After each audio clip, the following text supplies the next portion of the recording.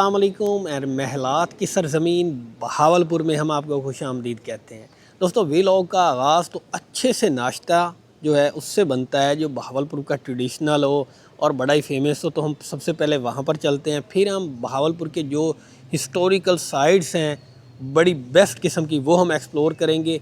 लेकिन इस व्लॉग को आप एंड तक देखेंगे, अगर आप इसको स्किप करेंगे एंड तक नहीं देखेंगे तो ना आपको मज़ा आएगा और मेरी मेहनत भी ज़ाया होगी। तो प्लीज़ इसको एंड तक देखिएगा। हम निकलते हैं सबसे पहले ट्रेडिशनल नाश्ते की, फिर हम एक्सप्लोर करते हैं।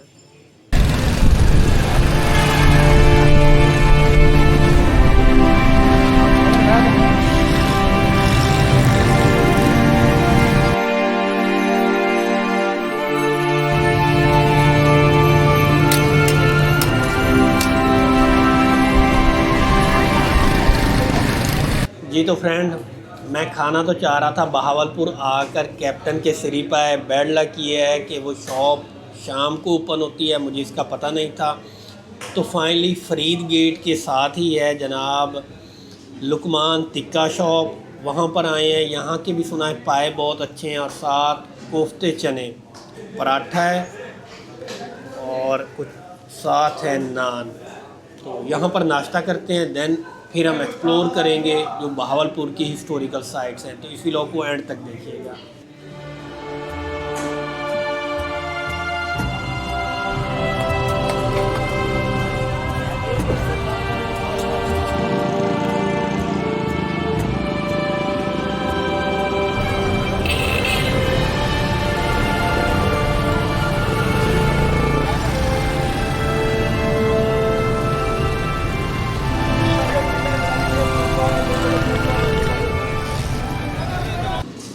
अस्सलाम वालेकुम दोस्तों, मैं इस टाइम हूँ बहावलपुर अंदरून में और आपको पता है कि ये एक वॉल सिटी था जिसके 7 गेट थे, जिसमें Dravadi gate, Farid gate, Shikarpur gate, Bohar gate.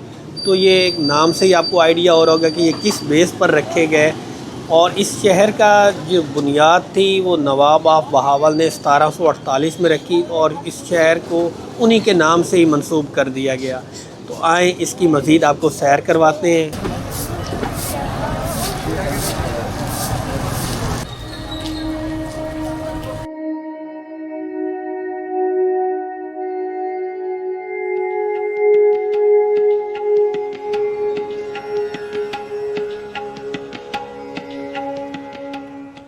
जी तो भैया मैं पहुंच आया हूं बहावलपुर की जामिया अल सादिक मस्जिद में, जिसकी ख़ास बात यह है कि ये 200 साल पहले एक सूफ़ी बुज़ुर्ग ने इस मस्जिद की बुनियाद रखी। उसके बाद नवाब ऑफ बहावल ने भी इसको रेनोवेट कराया।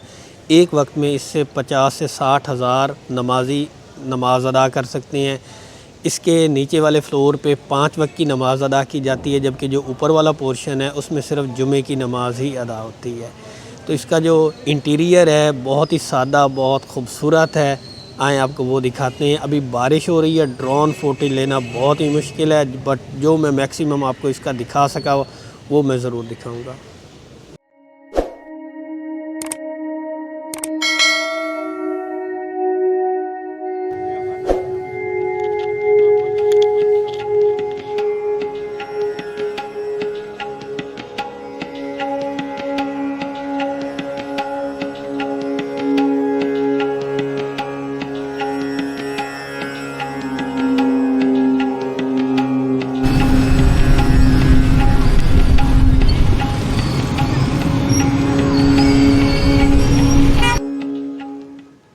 हाँ जी हाँ भैया, बहावलपुर जिसकी बुनियाद नवाब ऑफ बहावल ने 1748 में रखी। हुआ कुछ यूँ था कि जब मुग़ल अम्पायर यहाँ से डिक्लाइन हो रहे थे, पंजाब में सिखों की ताकत बढ़ती जा रही थी, साथ ही ब्रिटिश सरकार भी यहाँ पर अपने कदम जमाना उन्होंने शुरू कर दिए।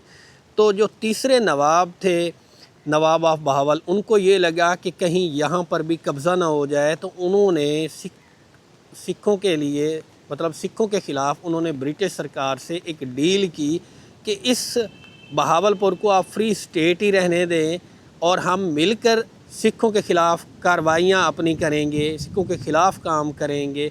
उस कंडीशन में इन्होंने बरतानिया ने इस बहावलपुर को एक प्रिंसली स्टेट का दर्जा दे दिया। साथ ही दोस्तों जो 5वें नवाब थे उनका ऑर्डर यहाँ पर 1955 तक चलता रहा, हालांकि ये 1947 को पाकिस्तान का हिस्सा बन गया था।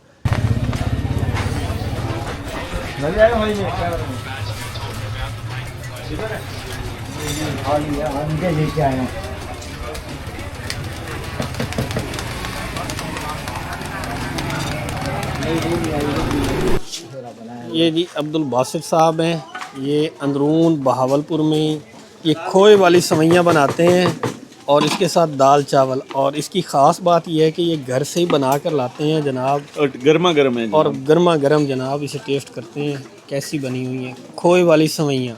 क्या बात है। क्या बनाया?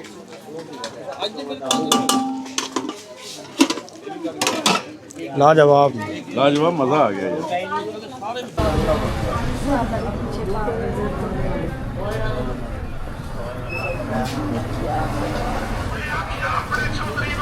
बहावलपुर की जो चुनरी है, ना कि सिर्फ भावलपुर में बल्कि पूरे पाकिस्तान में इसको पसंद किया जाता है।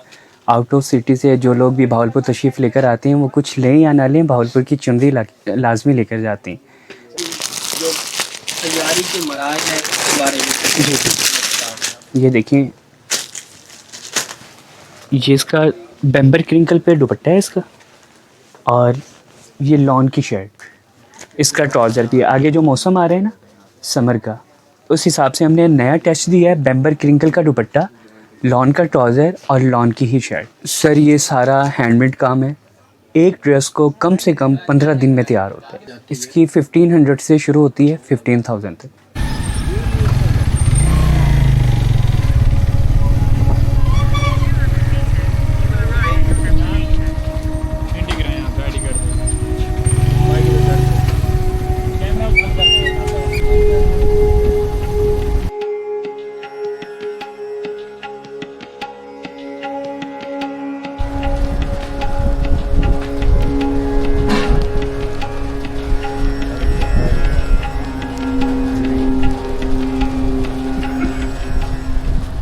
जी हाँ भैया, हाज़िर खिदमत है बहावलपुर का सबसे आइकॉनिक महल जिसको कहते हैं नूर महल। यहाँ पर टोटल 3 महल हैं, नूर महल, गुलजार और दरबार। इनमें से नूर महल है जो पब्लिक के लिए ओपन है, बाकी जो 2 हैं वो आर्मी के कंट्रोल में है और वहाँ पर आम पब्लिक वो नहीं देख सकती। इसकी एक बड़ी ही दर्दनाक और बड़ी खूबसूरत सी कहानी है। मैं कब से एक्साइटेड था कि मैं इसको एक्सप्लोर करूं, और क्योंकि इसकी स्टोरी बहुत दिलचस्प है। मगर ऊपर से बारिश आ गई, ड्रोन जहां पर परमिशन नहीं थी उड़ाने की, और बारिश जो है वो शॉट लेने नहीं दे रही थी, अब जाकर थोड़ी सी थमी है। तो ये जो आप देख रहे हैं नूर महल, ये नवाब ऑफ सादिक ने अपनी आखिरी बेगम को डेडिकेट किया था। 1972 से लेकर 1975 तक 3 साल की मुद्दत में इसको मुकम्मल किया गया। और जो दिलचस्प बात है वो है कि नवाब मोहम्मद सादिक की जो आखिरी बेगम थी, ये ब्रिटिश रॉयल फैमिली से इनका ताल्लुक़ था, और वहाँ वो जो थी सिर्फ यहाँ पर एक रात ही रुक पाई थी। उसकी वजह यहाँ पर एक कब्रिस्तान था उस वक्त में, बहुत ही बड़ा, एशिया के बड़े कब्रिस्तानों में से एक, और वो उनको देखकर डर गई और दोबारा यहाँ पर कभी ना आई। ये एक ब्रिटिश आर्किटेक्चर थे जिन्होंने इसको बनाया था, और इसके ऊपर 2016 में एक तखमीना लगाया गया था लागत का कि 8.1 मिलियन US$ इसके ऊपर खर्च आए थे। अब हम कोशिश करते हैं इसके अंदर, अगर परमिशन मिलती है तो अंदर कुछ शॉट आपको दिखाता हूं कि इसका इंटीरियर और अंदर किस किस्म के व्यू हैं। तो चलें मेरे साथ।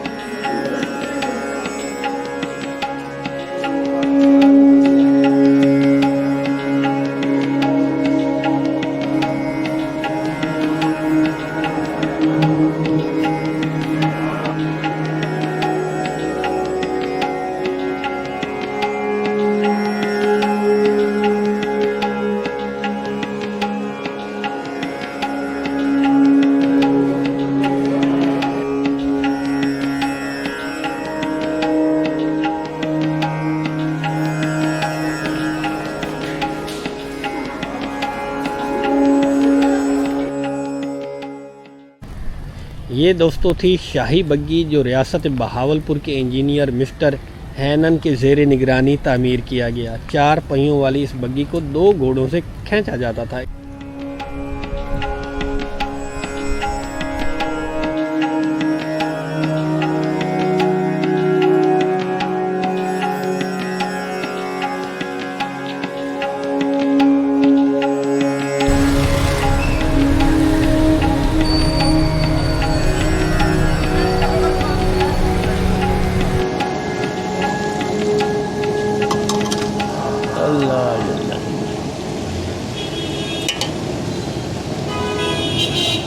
हाँ दोस्तों, फरीद गेट पर ही साबिर टी स्टॉल है। 45 साल पुरानी ये दुकान है और चाय ये बहुत मज़े की बनाते हैं। तो इनकी शॉप पर ही हम बैठे हैं, चाय की चुस्की लेते हैं क्योंकि बाहर तो बारिश हो रही है, ठंडा ठंडा मौसम है।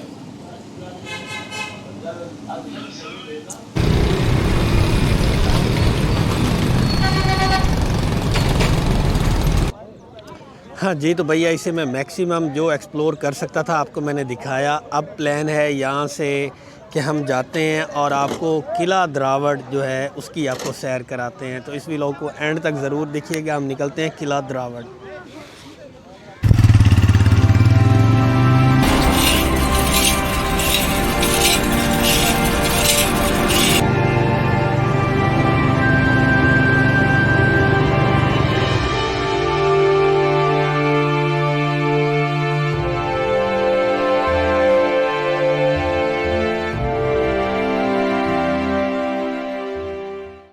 कि चोलिस्तान का सबसे बड़ा इसे अगर किला कहा जाए तो कुछ गलत नहीं होगा।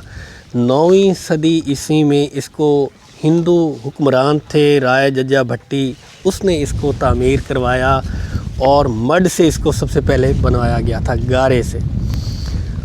उसका तामीर कराने की जो वजह थी दोस्तों वो थी शहनशाह हिंदू थे, वो भी शहनशाह रावल देवराज, उनको खराज तहसीन पेश करने के लिए इस किले को बनाया गया।